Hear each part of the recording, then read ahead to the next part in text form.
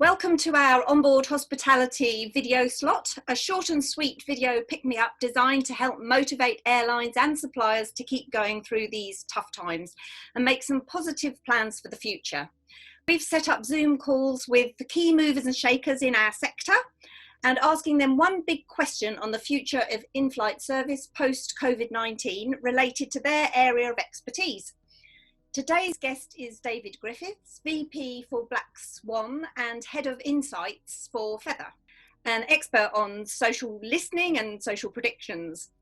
Welcome and thanks for joining us in these crazy times. I think you're based in the US, David, so just tell us first a little bit about where you are in the lockdown regimes and how it's impacted on your life and that of your teams. So we are in California, we're in Orange County in California. The lockdown here, I think California went into lockdown pretty early, so as opposed to other areas across the country and across the world, we've been relatively lucky in how the curve's been managed here, I suppose. But we have been in lockdown now for, it feels like 2 years, but it's probably about 9 weeks now.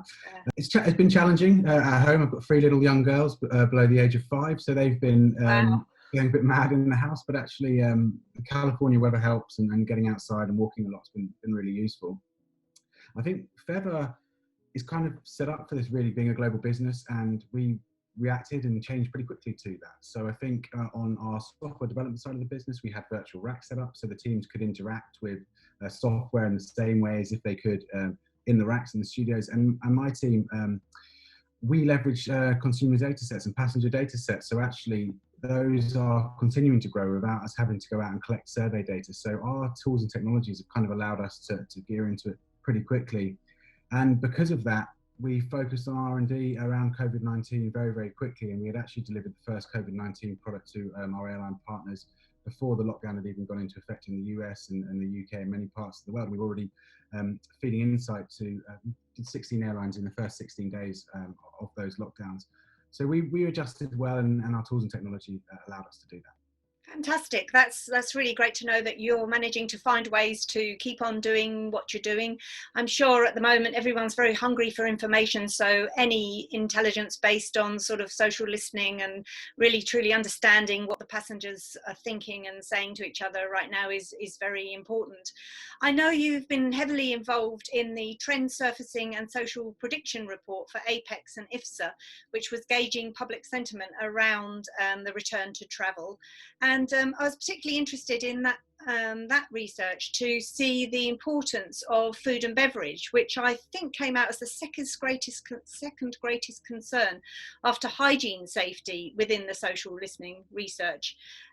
Many of our readers are obviously sort of heavily involved in the catering side of things. So our one big question for you today is just what are passengers saying about food and beverage in flight? And what do you think they will be expecting from catering in the post-COVID world? I think you've hit on something really important. It's the second biggest area following safety and sanitation, but the two are inexplicably linked. And actually passengers do see the two as working completely side by side. So when airlines are working on one, they need to really be looking at the other.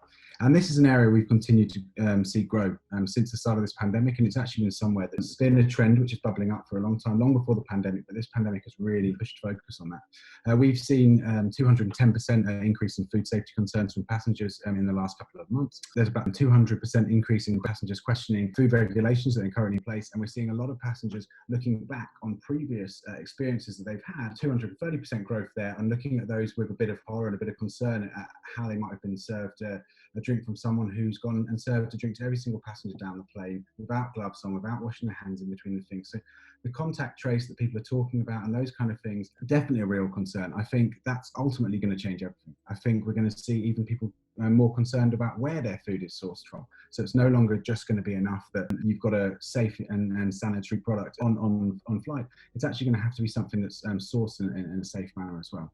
We're seeing people questioning how food's being handled, 227% growth in the last couple of weeks.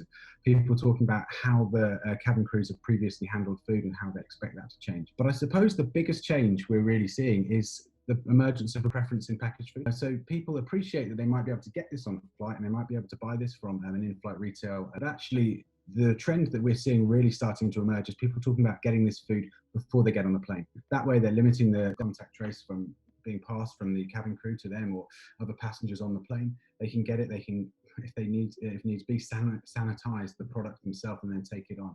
So that's been a really interesting trend. We're also seeing people who are now expecting that airlines won't be providing that service. People aren't expecting to have open trade food necessarily anymore. People do think that that could return, especially in some cabins and some areas. But the idea of it being a completely open experience is not in the same way as I imagine that it would be before. And then, as expected, we've seen a lot of people saying they would be reluctant to use the drinks trolley moving forward. Wow, that's some pretty significant findings there. 200% increases and sort of quite obviously strong views about the way that they're receiving things. Do you think that there are any obvious solutions? You mentioned packaged food. What sort of packaged food are people going to want? And have we really seen the end to fine dining? Is that going to be acceptable in business class and premium cabin? Yeah. Where they really do kind of have that meal as part of a differentiator. Exactly, and I think you've hit on something really important, because actually we are still supporting a lot of our airlines who have those experiences and whose experience are core and essential to their offering, and so we are still supporting them in what does a menu look like in a business class experience, in a first class experience. What does a premium economy menu look like now in this post-COVID world? Because there are, as you said, that is a core part of the service. It's a core part of why people will pay a premium to fly in that cabin. So yes, there is definitely a group that will see that. I think the largest passenger group by nature is those flying in economy. I think the largest passenger group we're seeing talking at the moment are those, and so they're the ones who are really, I think, driving this move towards that package experience, because they probably know they probably had a few more horror stories sitting in a cabin than perhaps a business class passenger has. But we are going to see that across the board. I think we are going to see people bringing stuff on, even in business class. I imagine we're going to see, people will be bringing on packaged food, at least for the foreseeable future. I think the proposition is going to have to change. The kind of supply chains and the technology that drive that are going to have to change. We're going to have to start thinking about, screen to seat deliveries, and so rather than having a service that moves through the cabin, the only people that then interact with that service are people that actually want to purchase from that service. So they don't have to go down and ask everyone. They would interact via their screen or their device and order. So I imagine we'll start to see those technologies become more prevalent, and that will allow those other experiences to continue, I imagine, because maybe you don't have to cook 50 meals anymore. Maybe you only have to cook 20 because only 20 passengers are going to order it, and if they order it, maybe they can be delivered in a more controlled environment. Yeah, so you're talking about sort of interacting digitally before they even get on the plane, perhaps. So do you think, you seem to suggest that they'll be more willing to pay for food, which is kind of a bonus for caterers, if it proves correct, but will they want to have pre-ordered it? Do you think that we've all become much more tech savvy now, haven't we? So is that the way we're going?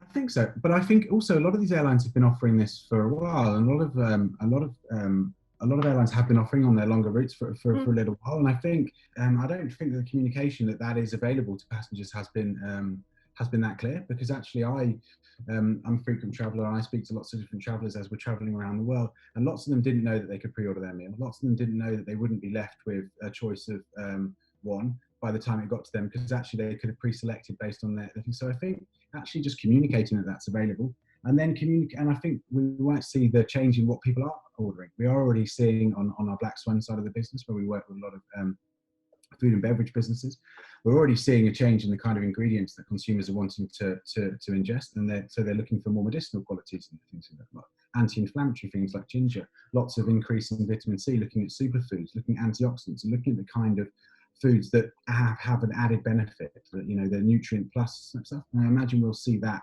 translating into the air quicker than ever before. I think we used to see a little bit of a slower innovation cycle from food and beverage, just by the very nature of how difficult it is to prepare that meal in the sky and to prepare and put any new technology in a plane.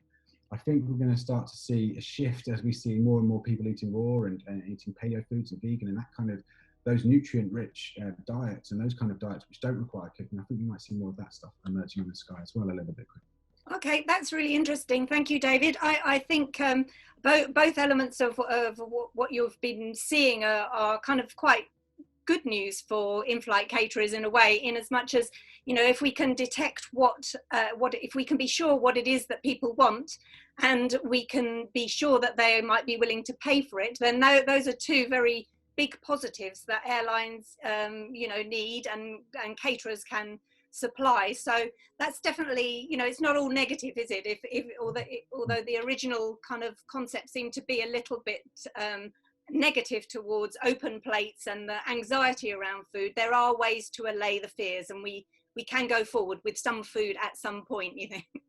Absolutely, and I think actually it might be a good thing for the industry. One, because airlines are going to be putting on foods that passengers actually want to buy, and they'll be willing to spend their money on. And I think we've seen that on propositions. We've seen that on propositions that have a good retail proposition already. We've seen that trend emerge. So I think that will definitely continue, and I think there'll always be a space. But I think crucially, we're also going to see less waste. Airlines are going to be taking off less waste and disposing of less food on the other side of the plane, because they're going to be putting on stuff that passengers want. And maybe they put on less food, which means they can put on less fuel, which means that we can actually, on a whole, the cumulative effects, the cumulative savings for an airline might actually delay some of the concerns that we had previously. That's great. Well, I think we'll finish on that, a positive note, saving money, giving people what they really want, and you know, what more can we hope for? You know, that's all good. So thank you very much for sharing your data with us, and we all hope to be flying again soon and trying out some of these creative new ideas that the data's leading to us too. Definitely. So, thank you. Well, thank you very much for the call. Cheers, Okay, Julie. no worries. Thank you.